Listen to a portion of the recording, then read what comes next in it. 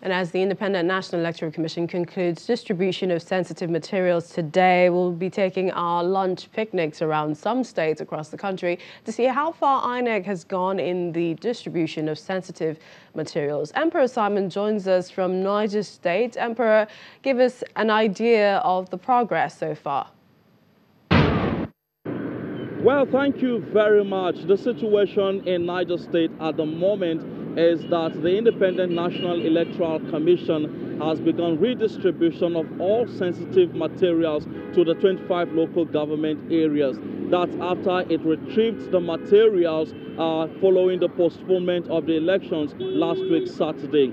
But before doing that, the commission had to interface with all political parties, representatives, security agencies, as well as journalists to ascertain the safety of the materials after they were retrieved.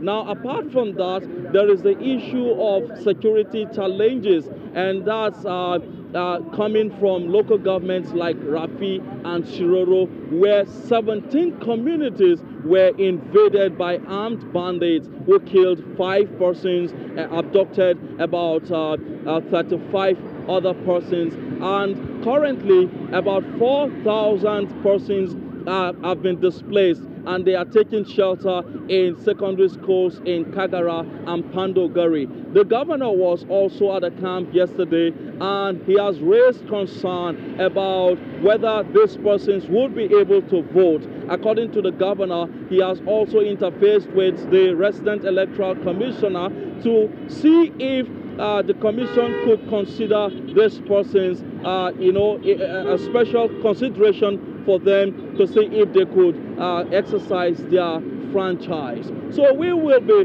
following up what is happening at the moment, including the IDP camps, to ensure that no aspect of the election is actually lost.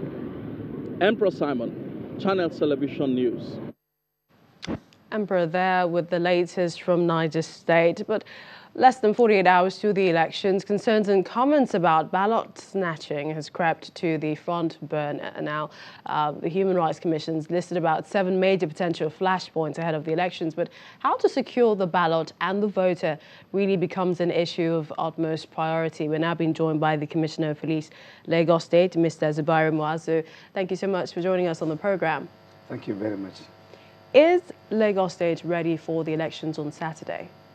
Lagos State is fully ready for the elections on Saturday.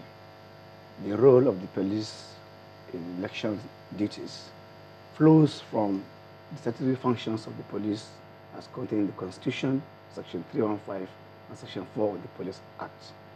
Principally, we are responsible to provide, to maintain law and order, and then to protect lives and property. Those are the principal functions of the police.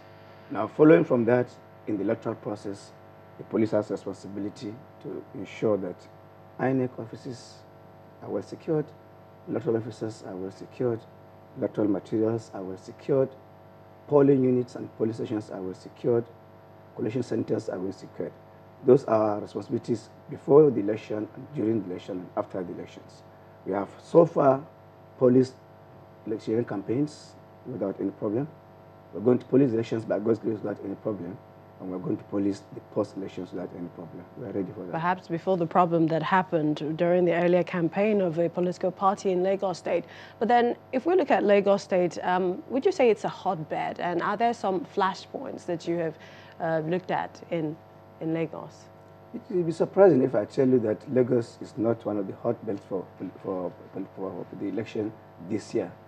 Other than the normal crimes we have in Lagos, there are no any specific crimes we have noticed or observed related to the elections period.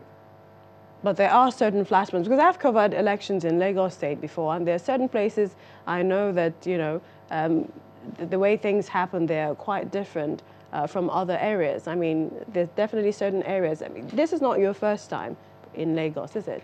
Would this be your first election experience in Lagos? This is my first election experience in Lagos, but certainly not my first election experience. I've been a police officer since we came into democracy in 1999, and I've policed all the 5 elections before this one that is coming in. When I came into Lagos, I made a very robust operation order for these elections. And I'm satisfied with it, except for the few things that came up while I was here. I wanted to add it. Okay, let's take a break. We'll come back to your point on that, and also some other concluding discussion with the CP. Other than that, we'll also be catching up with some of our correspondents in other states. Please join us again.